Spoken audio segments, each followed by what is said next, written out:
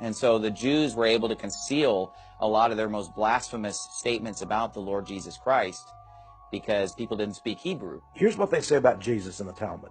There's sections in there about Jesus. In fact, there's an entire book that's been written by the director of Judaic Studies in Princeton University, Dr. Schaeffer, a Jew.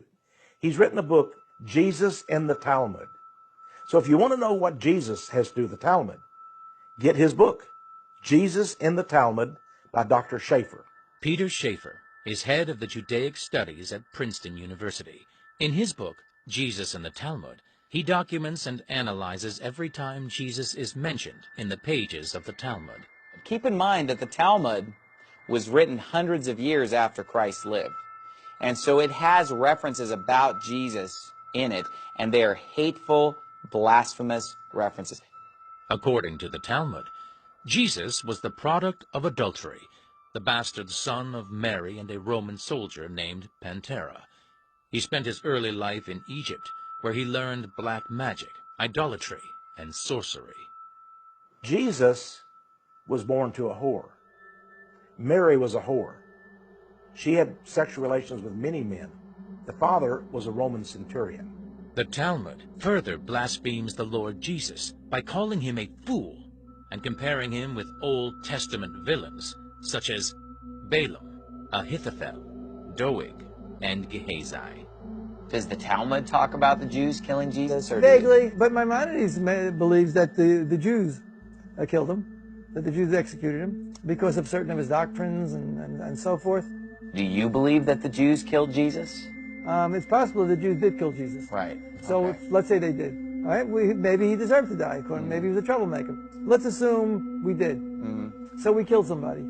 The Talmud actually gloats about Jesus dying young. The passage reads, "Hast thou heard how old Balaam was? He replied, Bloody and deceitful men shall not live out half their days. It follows that he was 33 or 34 years old."